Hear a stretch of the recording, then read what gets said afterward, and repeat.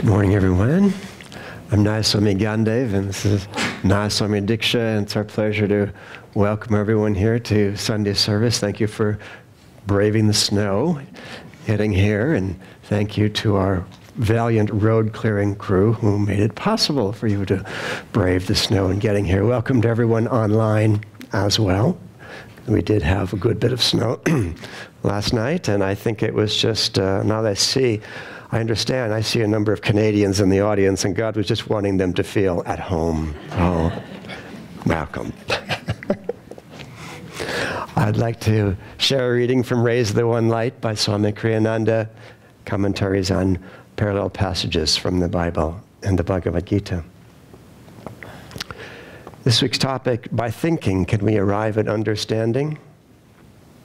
Truth is one and eternal. Realize oneness with it in your deathless self within. The following commentary is based on the teachings of Paramahansa Yogananda. There are many places in the Gospels where we see Jesus in open conflict with the Pharisees, that is to say, with man-made as opposed to true mystical tradition. In the Gospel of St. Matthew, chapter 15, we see a good example of how they and he locked horns. Then some of the scribes and Pharisees from Jerusalem came and asked Jesus, "Why do your disciples break our ancient tradition and eat their food without washing their hands properly first?" Jesus, after scolding them for their hypocrisy and observing lesser rules so carefully while ignoring the much more important ones, said, "Listen and understand this thoroughly. It is not what goes into a man's mouth that makes him common or unclean. It is what comes out of a man's mouth that makes him unclean." It wasn't that Jesus counseled against such wholesome practices as washing one's hands before eating. In an age, however, when lesser rules were given too much importance relative to the truly important observances, cleansing the heart of impure desires, for example, he emphasized the supreme importance of loving God and of communing with Him. The Pharisees, the orthodox religionists of his day, in other words, had brought true religion down to a level of intellectual hair-splitting. They mistakenly considered the way to understanding to lie through a minefield of definitions, which they tried to refine to ultimate exactitude. Jesus taught, however, that the intellect alone can never lead one to truth. Without love, indeed, there is no ultimate verity. Without fixity of purpose, born of the heart's devotion, the intellect wanders endlessly. It cannot settle for long on anything. As the Bhagavad Gita says in the 2nd chapter, the intellects of those who lack fixity of spiritual purpose are inconstant, their interests endlessly ramified. Thus, through Holy Scripture, God has spoken to mankind. Om, Om, Om.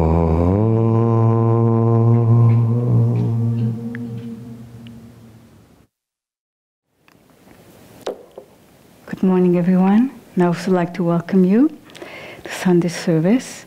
And I will begin by reading from Whispers from Eternity. This is a book of prayer, poems and prayers, demands by Paramahansa Yogananda. This is a prayer of devotion. I bring to thee the myrrh of devotion. With folded hands, bowed head, and heart laden with the myrrh of reverence, I come to thee. Thou art my parents. I am thy child. Thou art the master. I am ready to obey the silent command of thy voice. I conjured the fragrant devotion of all hearts and mixed it with my tears. Now I'm eager to wash thy feet in silence. A river of my ardent crystal tears of craving rushes forth to meet thee. Wilt thou see that my boisterous flood of devotion be not lost in the desert of disappointment? Wilt thou see that my mad flood of devotion follow always the right course which leads to thee?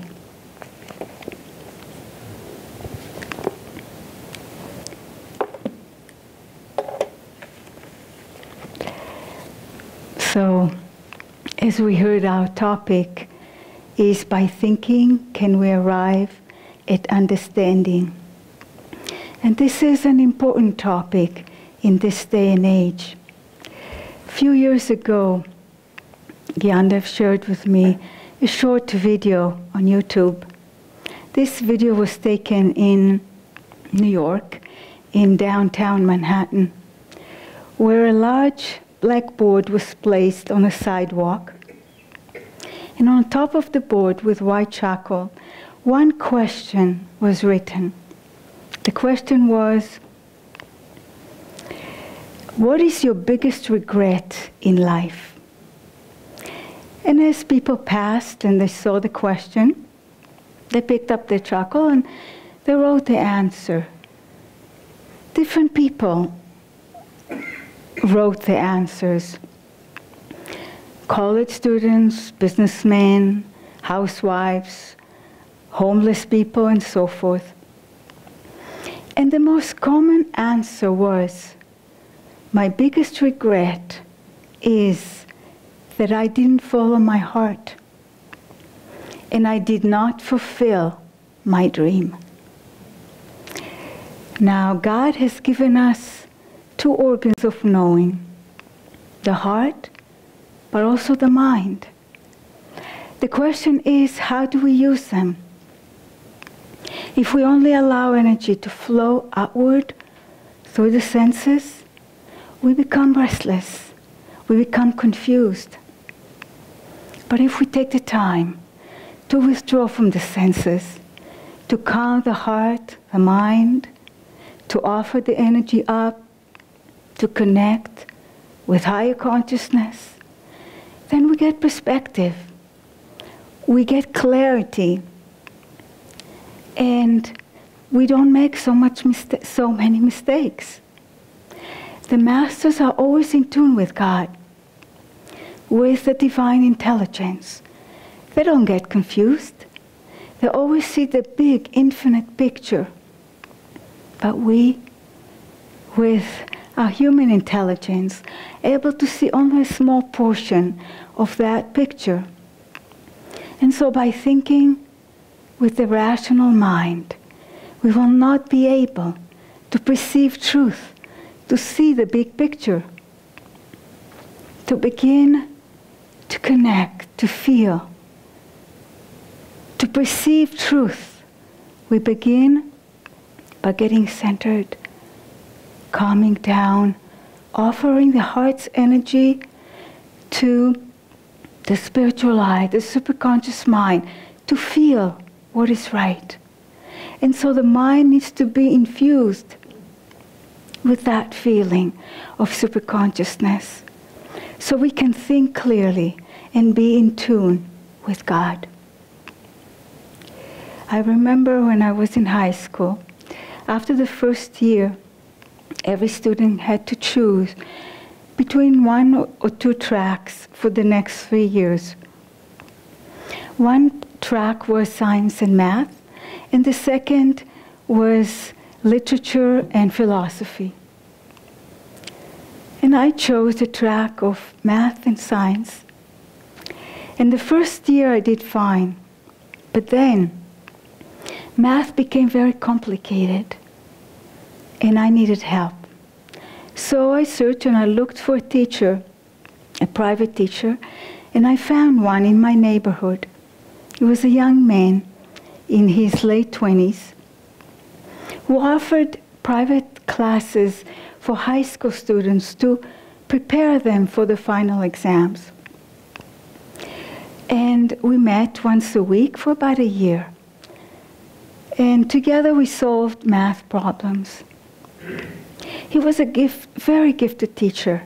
He had the ability to tune into his students' mind and to see where they're confused and to help them get clarity. He also taught me how to relax, how to tune into the essence of every question and to find the answer.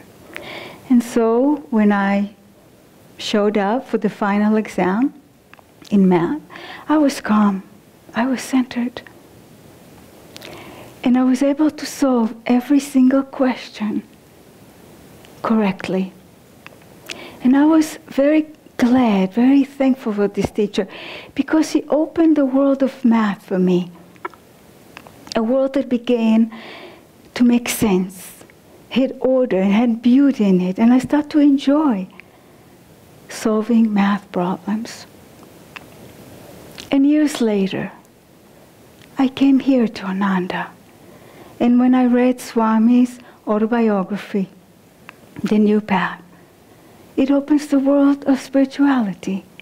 It helped me to understand the concept of the Guru. It helped me to understand what the spiritual path is all about. Swami was a deep thinker, but his thinking was guided by his heart, by superconsciousness, but the feeling was of what is right. That's why Swami's books are so helpful. And when we listen to Swami's music, it uplifts our consciousness. And Swami said about his music, he described it as music that conveys clarity of heart. He talked about how clarity of mind is not enough, that we need also clarity of feeling. That true understanding begins with calm feelings directed to the spiritual eye beyond the intellect. And so, if the mind is not guided by that feeling of superconsciousness, it can lead our thoughts, our actions against our true nature. But when the mind is infused with that feeling of superconsciousness, then we are guided by truth. But we know it's not easy. It takes constant practice to refine our attunement in the feeling of superconsciousness.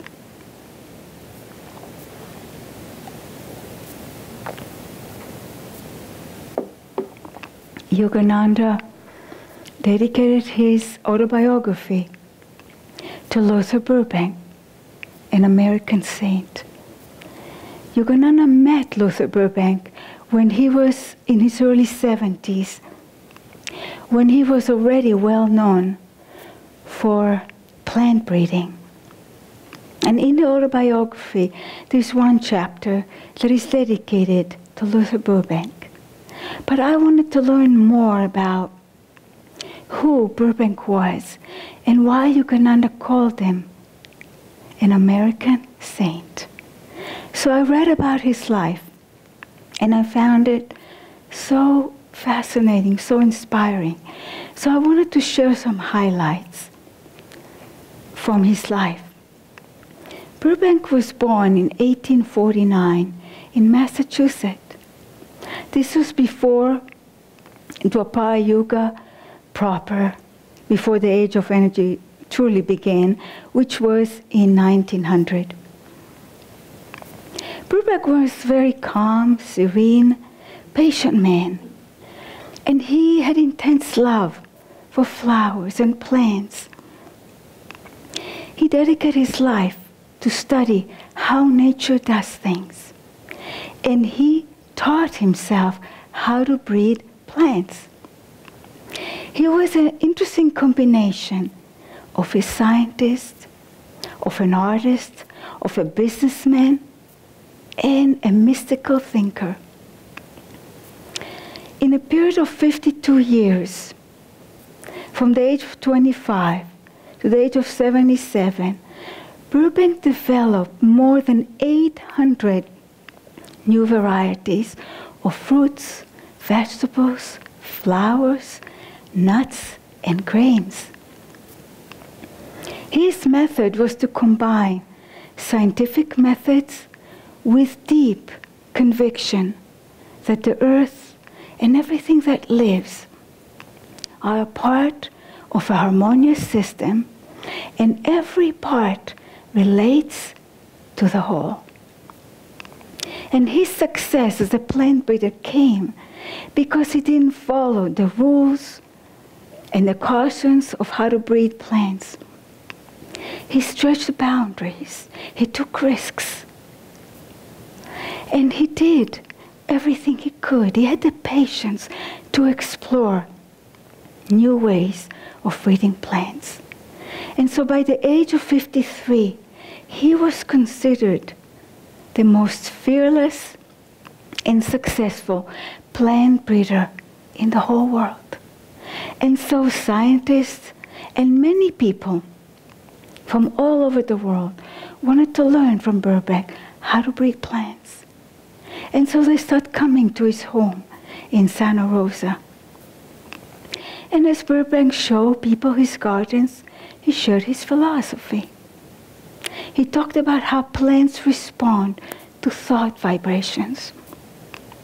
And that plants respond differently to different people.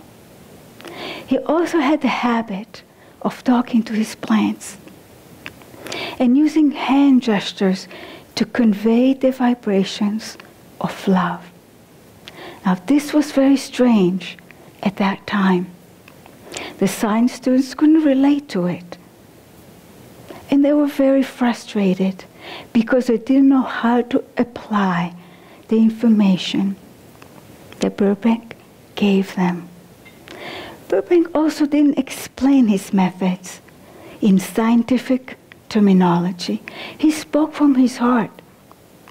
And because of it, scientists dismissed his methods, while Burbank's ways could not be replicated, because he wasn't only scientific methods, but deep inner attunement with nature. He felt the flowers. He communed with them. And he felt that the flowers would be willing, and the plants would be willing to change by love.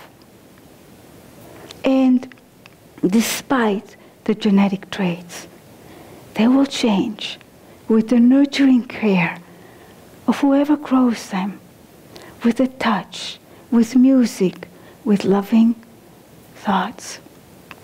And so, towards the end of his life, he was considered a master communicator with the mysteries of nature. Burbank created all these new plants to benefit humanity. He wanted to feed the world with affordable plants and vegetables. He wanted to shed the world with trees and fill the world with beautiful, colorful flowers. And towards the end of his life, Burbank began to speak about how to raise and how to train children. And he called them the human plants. By observing the incredible progress in plant evolution, he saw that the same principles can be applied to raising and training children.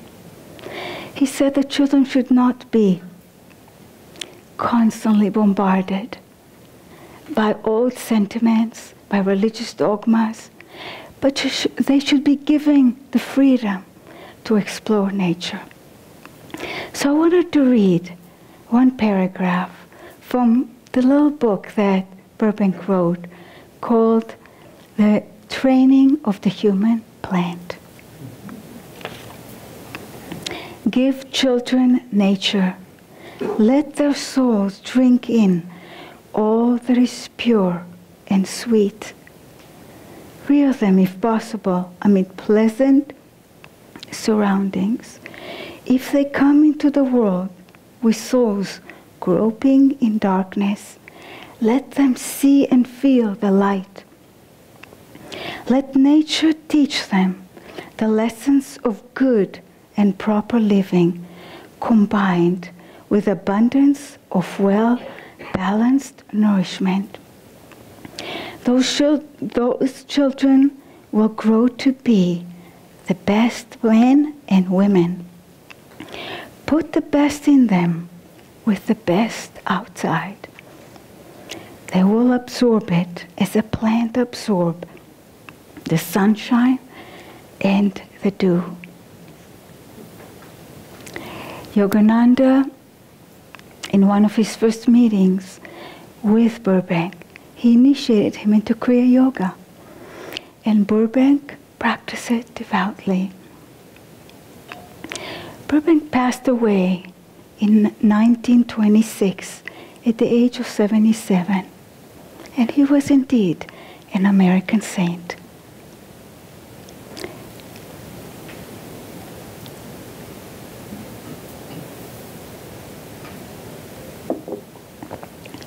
In the past few years, Gyandev and I have been teaching meditation teacher training online. And actually right now we are in the middle of one. And we have people from all over the world participating. And one of the assignments that we give to students is to write a journal, to reflect on how meditation is affecting their daily life. And as I was reading a journal of one of the women, I was struck of how attuned she was with the teachings of Yogananda. So I wrote her, and I asked her if she felt connection with Yogananda. And she said, oh yes, I read his books and I have his photo on my altar. So I said, well, do you think that he is your guide, your guru? I said, oh, I would love to be his disciple. I would feel honored, but I don't think I deserve it. I don't think I'm worthy to be his disciple. So I suggested that she would, at the end of meditation, she would look at his photo and ask him, are you my guru? But she couldn't do it. But after 2 weeks she could. And she wrote me and she said, I mustered the courage. And at the end of meditation, I looked at his photo and I asked, are you my guru? And the answer came immediately. She felt those waves of love flooding her heart. And with it, she heard his voice saying to her, I have been here all the time, just waiting. So touching. That's the love of Yogananda. Never imposing himself, just waiting. As long as it takes for the disciple to be ready. This woman became a disciple. She is now a Kriyaban. And she started now a meditation group. And she has already 15 people attending it.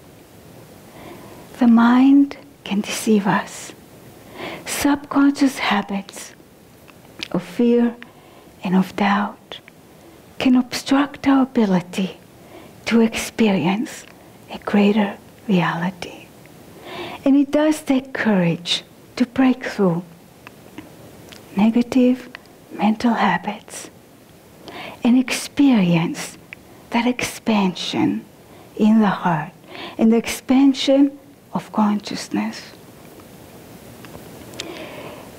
Last year I came across a prayer of Yogananda from his book, How to Love and Be Loved. This is from the Wisdom series, beautiful series that Nayaswamis Ananda edited. And the prayer is, purify me with the reverence of a servant to his master. I find it to be a very powerful prayer. The reverence of a servant to his master is complete self-giving. The reverence of a disciple to the Guru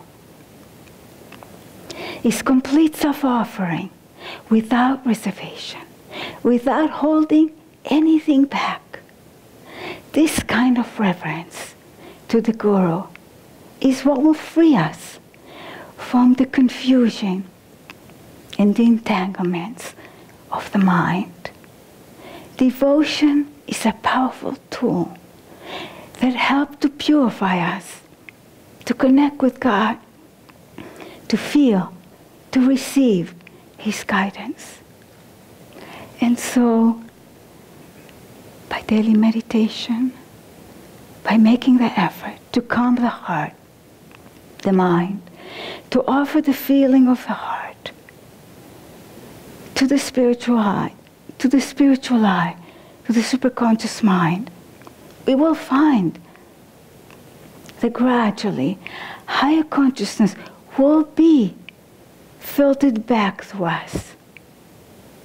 And we will be able to have more clarity, to live according to truth, and with deep attunement with God.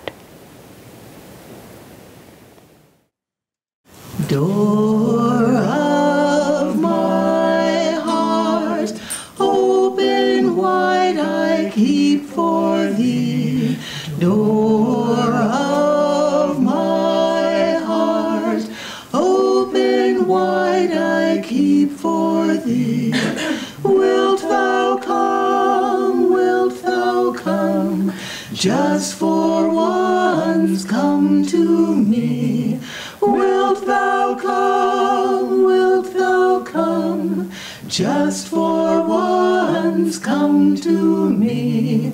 Will my days fly away without seeing thee, my Lord? Will my days fly away without seeing thee, my Lord? Night and day, I look for thee, night and day. Night and day, I look for thee, night and day. Please join us. Door of my heart, open wide I keep for thee.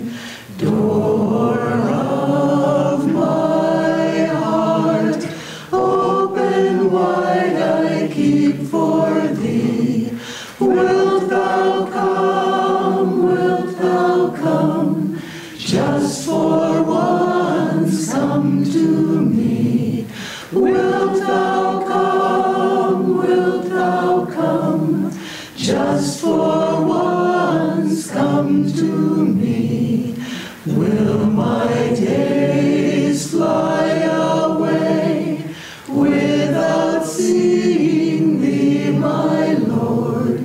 Will my days fly away without seeing thee, my Lord? Night and day, I look for thee, night and day. Night and day,